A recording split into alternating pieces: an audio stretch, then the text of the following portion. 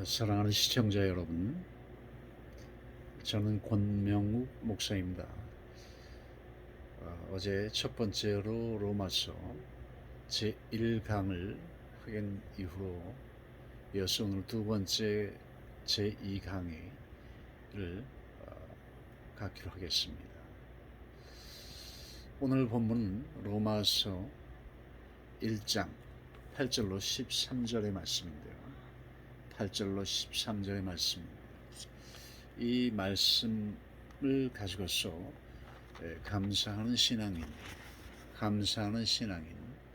또 복음의 사람이 되는 이러한 이 비결을, 일체의 비결을 가리킨 사도 바울의 그 행적과 언행을 통하여서 우리가 잠시 공부해 보기로 하겠습니다. 우리가 잘 알다시피 사도 바울에게서 우리가 배울 수 있는 신앙의 자세는 모두 한 서너 가지가 있겠습니다만, 이 말씀 가운데 특히 내게 주시는 이 본문의 말씀을 통해서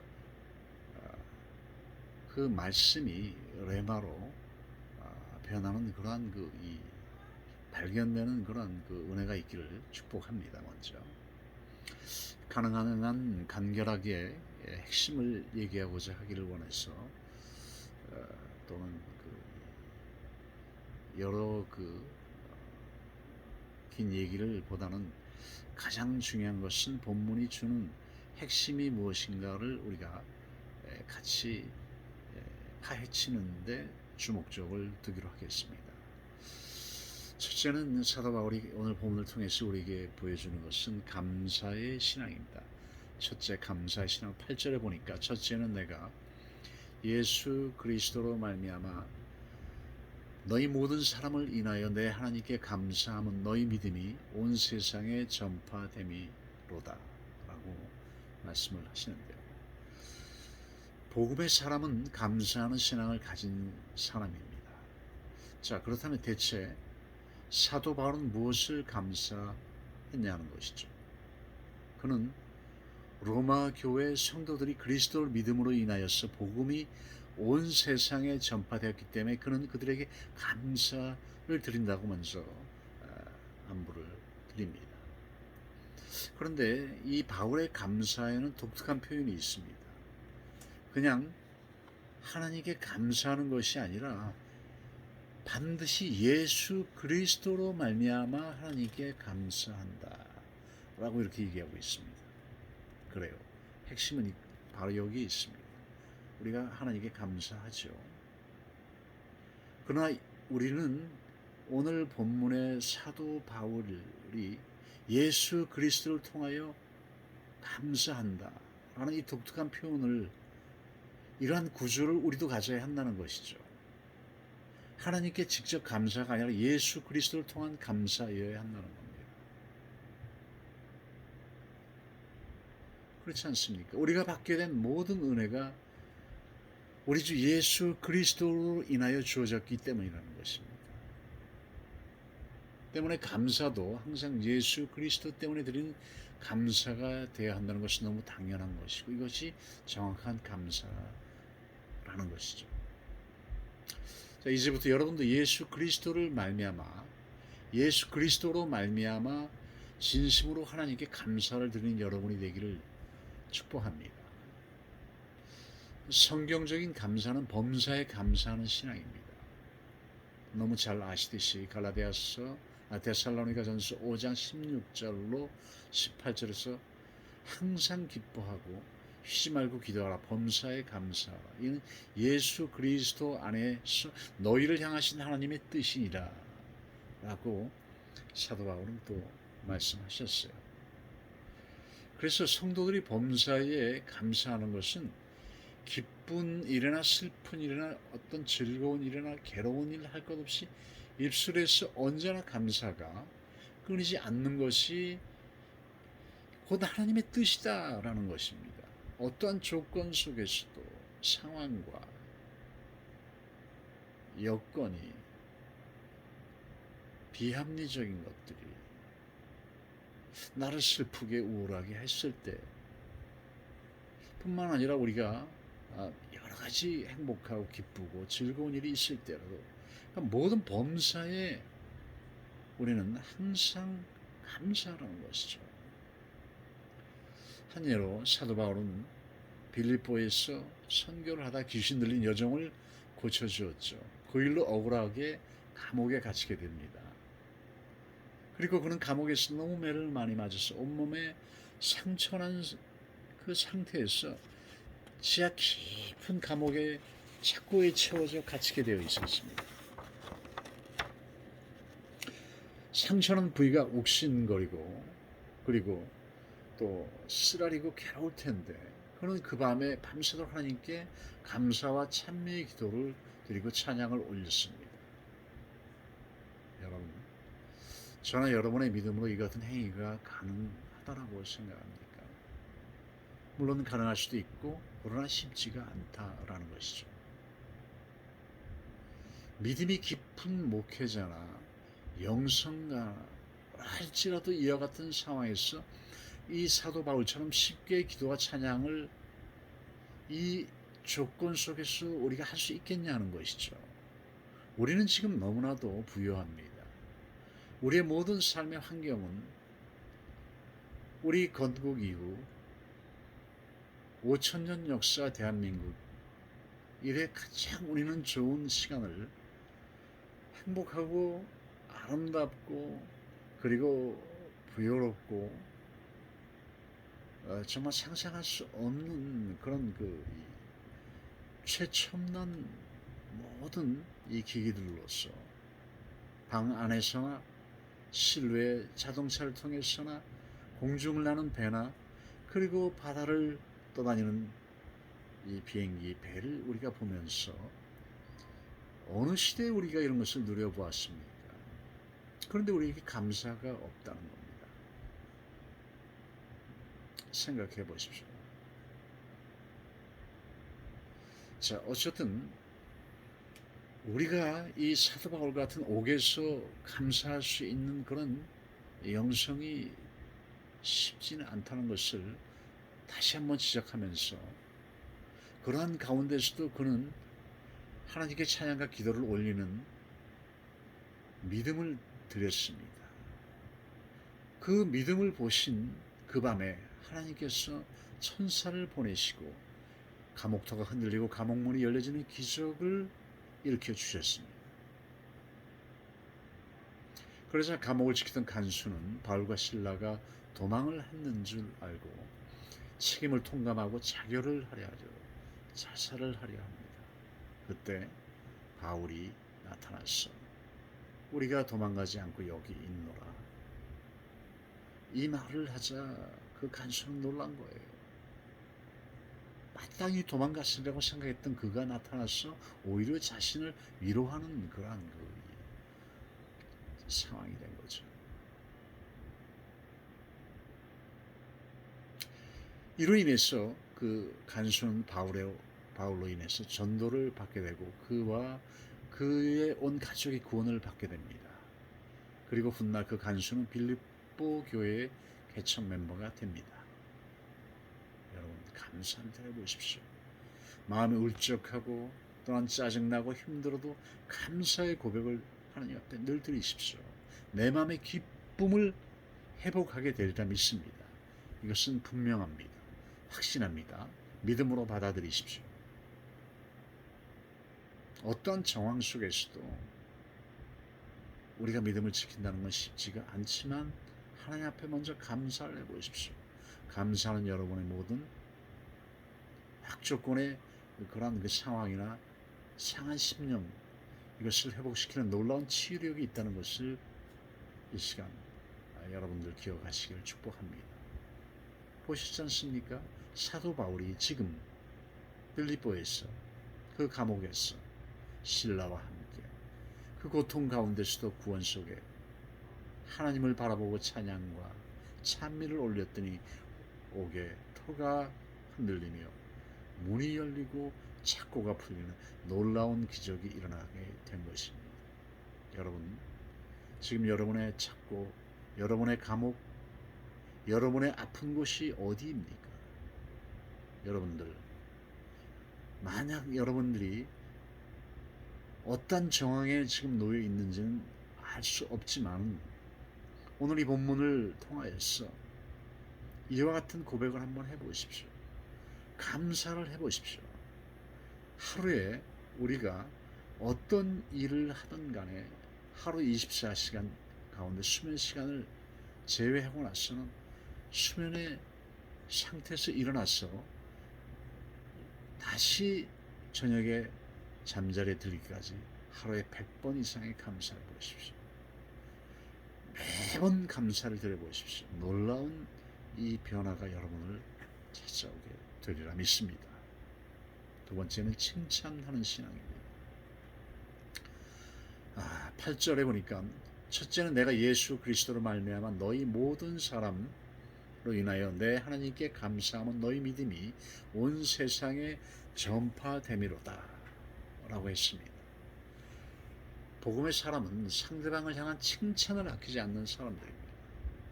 바울의 감사에는 로마 교회 성도들을 향한 칭찬의 마음이 담겨져 있었습니다. 그는 로마 교회 성도들의 신실한 믿음이 온 세상, 즉 로마 제국 안에 있는 여러 교회와 성도들에게 알려졌다고 칭찬했습니다. 사도 바울이 누구였습니까? 그는 거듭나기 전에 born again, 다시 태어나기 전에는 그는 율법자였습니다. 율법학자였고 비판적이었던 그런 사울이었지만 복음의 사람이 되고 난 후에 그는 칭찬의 사람으로 변화가 되었습니다. 자, 칭찬 얘기가 나오니까요.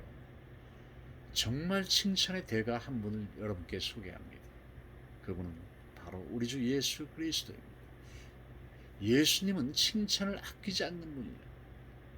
성경 어느 곳에서나 예수님의 칭찬을 우리가 찾아볼 수 있습니다. 베드로의 형제 안드레 인도로 예수님께 나왔던 나다나엘을 향하여 예수님께서 이렇게 말씀하셨습니다. 예수께서 나다나엘이 자격이 오는 것을 보시고 그를 가리켜 가라사대 보라, 이는 참 이스라엘 사람이다. 그 속에 간사함이 없도다. 대단한 칭찬 아니십니까, 주님? 또한 말씀을 하시면 내 종이 낫겠다라고 고백한 백부장 가버나움을 여러분 기억하시죠? 그는 마태복음 8장 10절에서 예수께서 들으시고 기히 여겨 쫓는 자들에게 이르시되 내가 진실로 너에게 이르노니 이스라엘 중 아무에게서도 이 만한 믿음을 만나보지 못하였노라. 백부장을 굉장히 예수님께서는 칭찬하셨습니다. 비록 로마인이고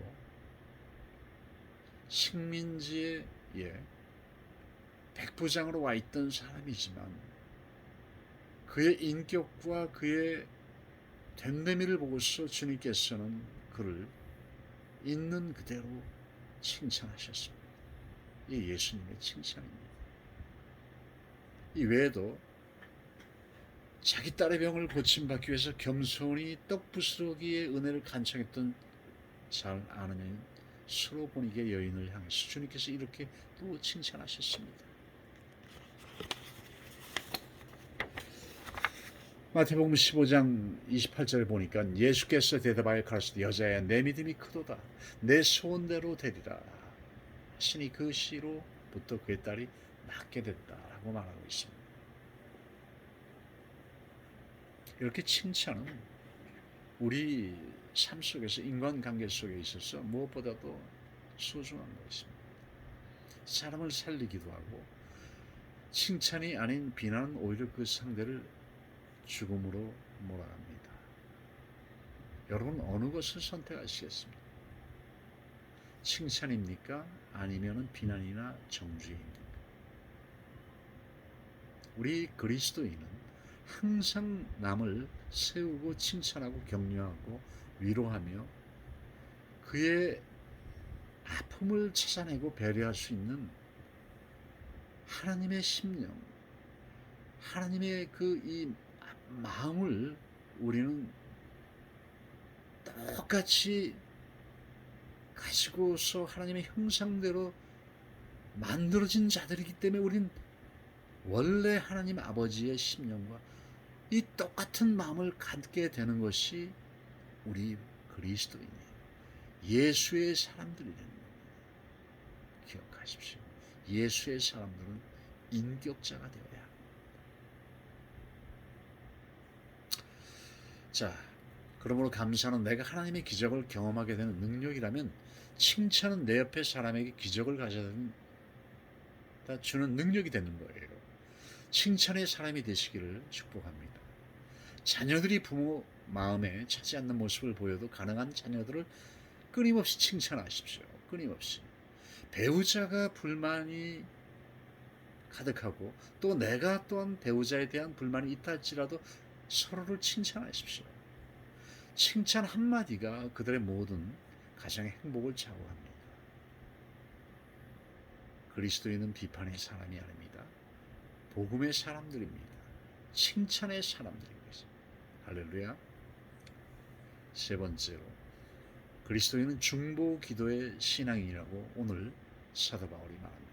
9절에 보니까 내가 그의 아들 복음 안에서 내 심령으로 섬기는 하나님 이 나의 증인이 되시거니와 항상 내 기도에 쉬지 않고 너희를 말하며 라고 말씀하세요. 복음의 사람은 중보 기도를 하는 사람입니다. 바울은 로마 교회 성도들을 위해서 쉬지 않고 기도했습니다. 그가 기도를 해야 될 사람들이 대상이 얼마나 많이 있었겠습니까? 그럼에도 바울은 로마 교회 성도들을 위해서 쉬지 않고 기도했어요. 자신이 실제로 그렇게 하는 것을 하나님 앞에서 자신에게 말할 수 있다라고 했습니다.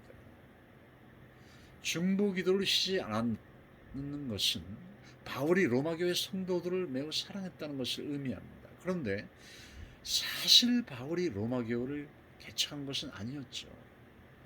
로마 교회는 독특하게 전도자나 선교사 없이 자생적으로 세워진 교회였습니다. 그것은 오순절 마가의 다락방 사건 때 예루살렘을 방문했던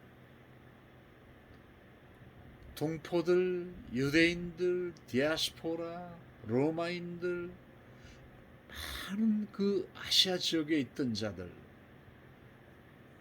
중심이 되어서 세워졌던 교회였습니다. 그래서인지 바울은 부모 없는 자식과 같은 이 로마 교회에 대해서도 관심을 가졌던 것이죠. 일방 선교의 사명을 받은 자에게 자신의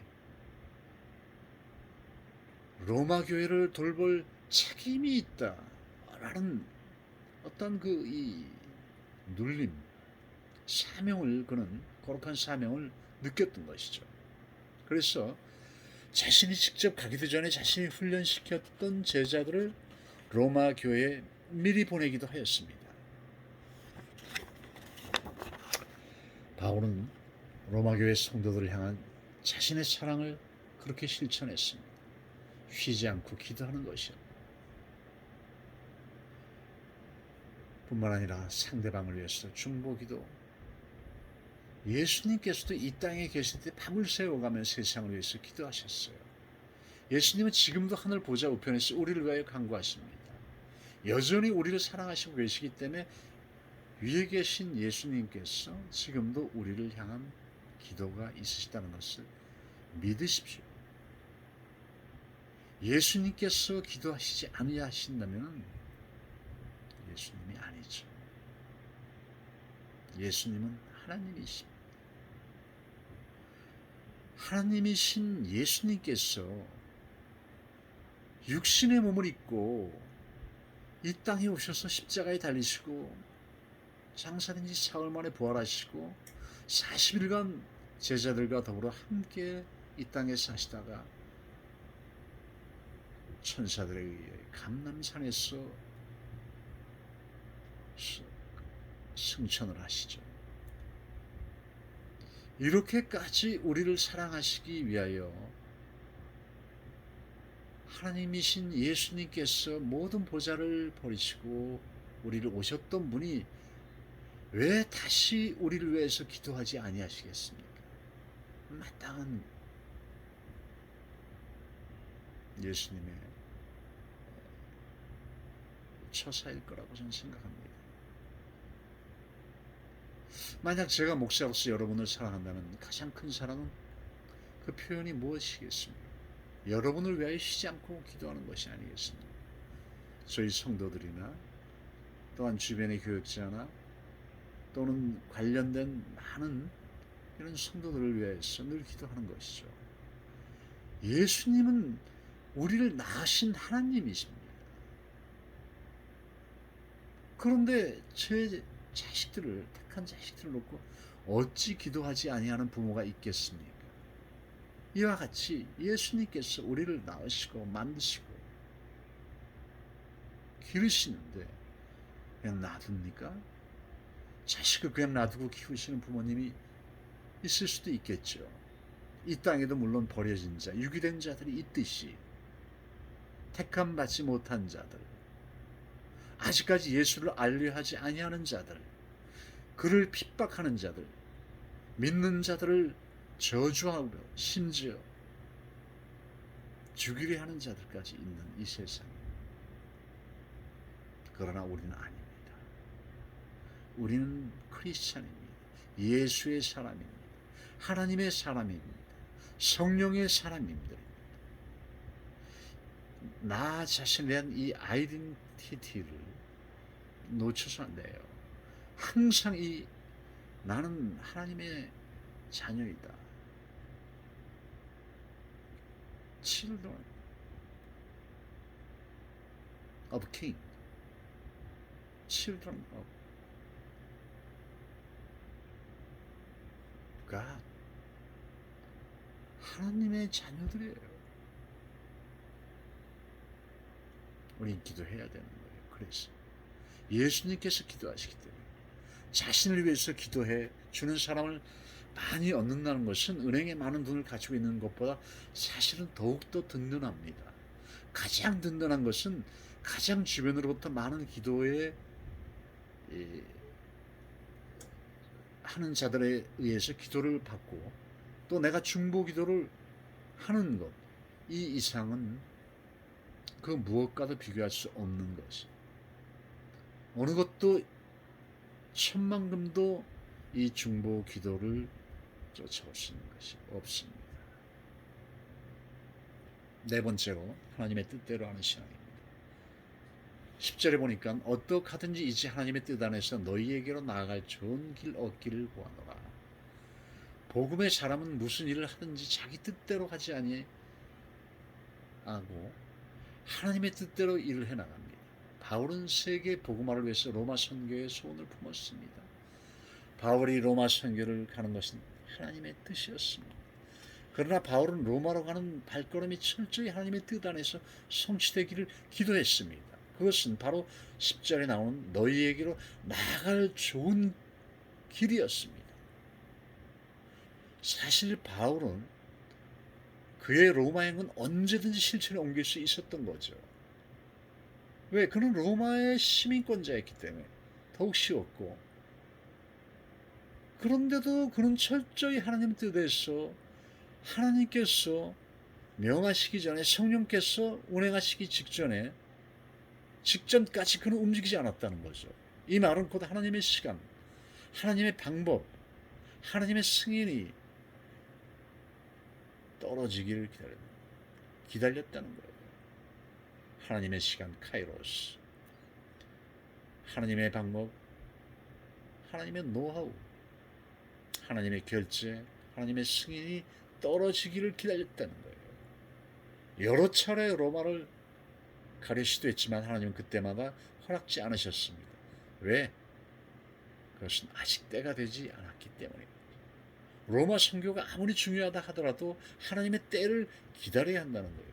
이와 같이 여러분의 모든 것이 천하의 범사에 기한이 있고 모든 목적이 이를 때가 있다라고 전도서 3장 1절에서 말씀을 했습니다. 모든 일은 하나님께서 정하신 기한이 있고 목적이 이루어질 때가 있는 거예요. 로마서를 쓴 후 3년이 지났어야 바울은 하나님의 계획과 방법과 시간표에 맞춰 드디어 로마에 입성할 수 있었습니다. 비록 죄수의 신분이었지만 로마 법정으로 이송되고 그는 로마의 시민권자였기 때문에 로마 황제 앞에, 가이사 앞에 서게 되었던 거예요. 그리고 그는 그 앞에서 바로 그가 원하고 하나님의 뜻이었던 가이사 앞에서 복음을 증거하는 그런 전도자로서의 가장 위대한 승리를 선포하게 되었던 것이죠. 만약 바울이 홀로 단지 개인의 몸으로 로마에 들어갔더라면, 죄세의 몸이 아니었더라면 전도의 기회는 없었습니다. 많은 비용이 들어서 가능할 수도 있었겠죠. 그러나 그에게는 그것은 어려웠죠. 그래서 이렇게 그가 죄세의 몸으로 하나님의 말씀을 증거하러 가이사 앞에 설 때 죄수의 신분으로 갔다는 것 자체가 얼마나 놀라운 그런 하나님의 섭리입니까? 이러한 일은 우리에게도 다반사로 하나님께서 삶 속에서 생활마다 나타날 때가 얼마나 많습니다. 그래서 우리가 때때로 아직까지 나의 기도의 제목이 완성되지 않고 이루어지지 않고 있다라고 답답한 마음으로 참 기다림이 지루할 때가 있겠죠. 그러나 그때를 넘겨야 되는 겁니다. 중요한 것은 바로 그때를 넘겨야 하는 것이죠. 그때를 잘 넘기게 되다 보면은요, 나도 모르는 사이에 어느새 하나님께서 일하시는 것을, 놀라운 환경의 변화와 내 심령의 변화와 그리고 내 교회 행사와 그리고 모든 진행이 서서히 이루어지고 있고 이루어져 있는 이 사실을 나도 모르게 놀랍게도 발견하는 때가 온다는 것이죠. 믿으십시오. 하나님께서 이끄시는 일이 아니면 결국 우리가 사람의 시간,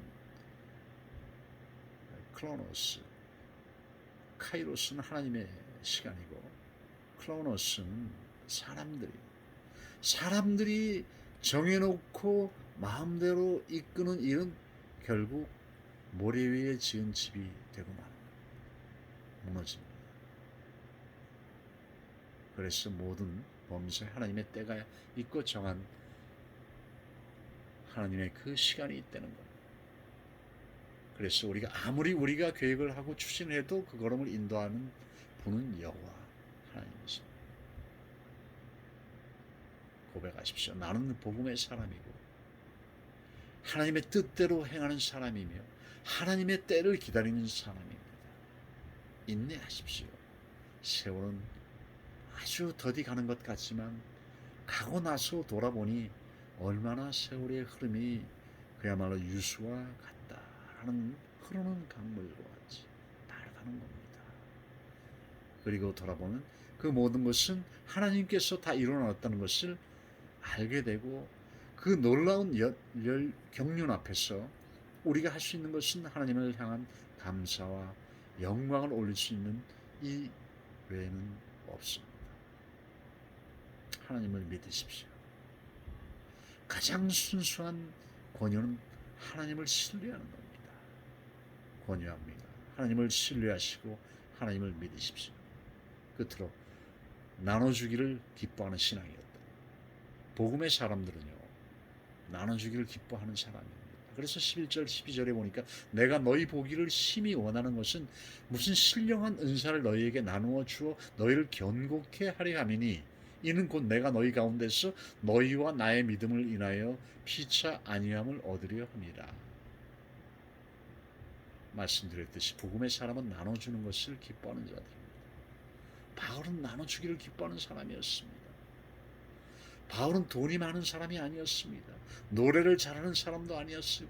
그림을 잘 그리는 사람도 아니었고, 다른 사람들과 대화를 잘 나눌 수 있을 만큼 그런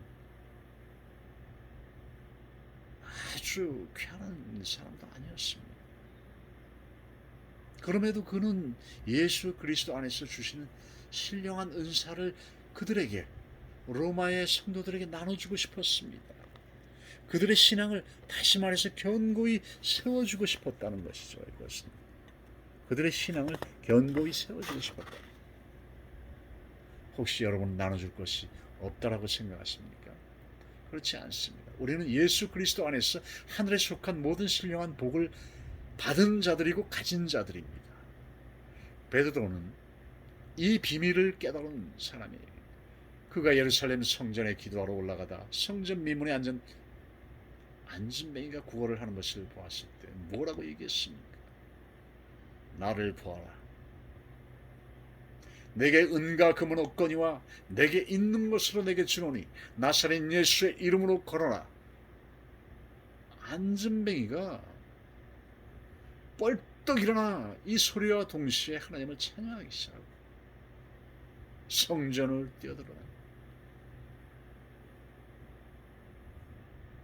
돌아다니면서 성전에서 지팡이를 버리고 하나님을 찬양하는 자로 변했습니다. 하나님은 기적의 하나님이십니다. 능력의 하나님이십니다. 전능하신 분이십니다. 아니 될 것이 없는 분이십니다. 이것을 신뢰하지 않고 하는 것은 우리의 몫입니다. 그리고 그것이 바로 우리의 믿음입니다.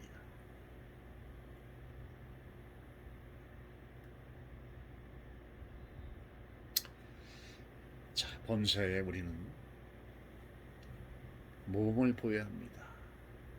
수고하고 약한 사람을 돕고 주 예수의 친히 말씀하신 바 주는 것이 받는 것보다 복이 있다라고 하신 이 말씀을 기억해야 합니다. 예수님은 우리를 위해서 얼마나 많이 주셨습니까? 자기 몸과 피를 다 주시기까지 했습니다. 사랑하는 성도 여러분, 주는 것이 받는 것보다 복이 있다 했습니다. 누가복음 6장 38절에 주라 그리하면 너희에게 줄 것이니 곧 후히 되어 누르고 흔들어 넘치도록 하여 너희에게 안겨주리라. 너희의 헤아리는 그 헤아림으로 너희도 헤아림을 도로 받을 것이다. 이것입니다. 이 다섯 가지 말씀을 다시 한번 제가 읽어드리고 오늘의 말씀을 맺을까 합니다. 첫째는 감사하는 신앙인이 됩시다. 두 번째는 칭찬하는 신앙인이 됩시다. 세 번째는 남을 위하여 늘 중보 기도하는 신앙인이 돼요. 중보 기도하는 신앙인. 네 번째, 하나님의 뜻에 따르는 신앙인. 하나님의 때를 기다리는 신앙인. 다섯 번째, 나누기를 기뻐하는 신앙인. 자, 오늘 이 부족한 종이 이 말씀을 통해서 여러분에게 말씀을 선포했는데 당신께서 받으신 레마가 무엇입니까? 내 안에 성령께서 지금 당신에게 하시는 말씀의 음성이 무엇입니까? 그 말씀이 들렸다면, 내 마음이 찔렸다면 그것은 바로 여러분에게 주신 레마입니다. 이것은 여러분이 받아들이고 순종을 할 때 놀라운 은혜의 사람, 사도 바울과 같은 그러한 사람이 됩니다. 이 짧은 로마서 제2탄 강의를 통해서 5가지로 어레인지를 했습니다. 잘 기억하시고 내 신앙생활에 잘 적용하여 여러분의 신앙의 성장이 정말 빨리빨리 가는, 영이 성장하는 그런 신앙인이 되시길 주님의 이름으로 축원합니다. 축원합니다.